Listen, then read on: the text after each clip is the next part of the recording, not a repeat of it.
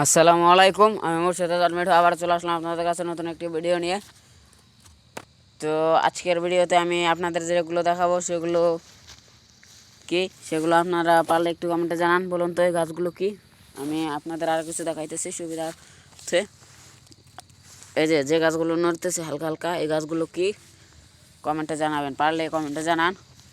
তো আজকে আমি কথা বলবো এই কুসুল গাছ নিয়ে। এগুলো আসলে কুসুল গাছের চারা, এগুলো আর কি বড় হয়ে কুসুল হবে। তো দেখতে পারতেছেন গাছগুলো এখন কিছুদিন আগে লাগাইছে, একটু গাছ হয়েছে। তো আমি আপনাদের যদি দেখাই গাছগুলো কাটতেছে, কীভাবে কাটতেছে সেটা আমি দেখাবো।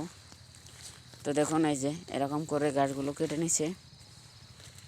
তো এই যে দেখুন এগুলো আসলে কুসুল গাছ। আপনারা কে কে দেখছেন এর আগে আপনারা কমেন্টে জানাবেন। তো এই যে দেখুন কুসুল বা আখ গাছ, আমাদের জায়গায় আখি বলে। তো দেখুন আখ গাছগুলো কেমন। তো আপনারা যারা দেখেন নাই তারা কমেন্টে জানাবেন, আর যারা দেখেছেন তারা কমেন্টে জানাবেন। তো আমি এগুলো ছোট গাছ, আমি বড় গাছগুলো দেখাইতে নিয়ে আসলাম। এই যে দেখুন এগুলো বড় গাছ। এগুলো কিছুদিন সামনের বছর বা গেছে বছর 23 সালে এগুলো বনেছিল, যে 23 সালের আর কি কেটে বাজারজাতকরণ করছে।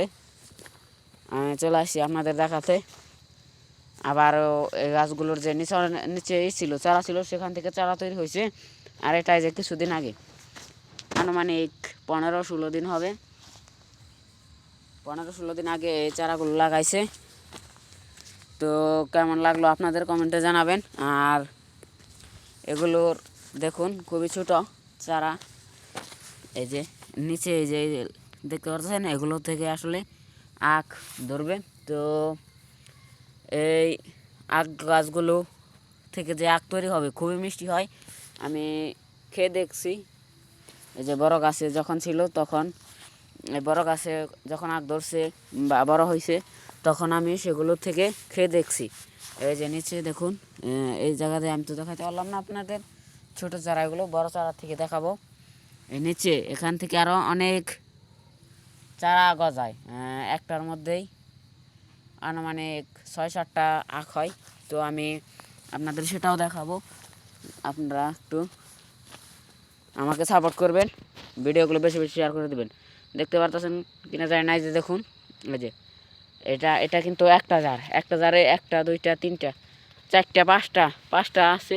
ওই যে ছোটো একটা চারা আছে। তো দেখুন একটা একটা চারা থেকে যেরকম একটা চারা থেকে এরকম 5-6টা হবে। তো বড় হলে আমি আপনাদের দেখাবো। ততক্ষণ আপনারা সবাই সুস্থ থাকেন। আমি আর বেশি কথা বাড়াবো না, আজকের মতো এখান থেকে বিদায় নেব। সবাইকে ধন্যবাদ। আসসালামু আলাইকুম।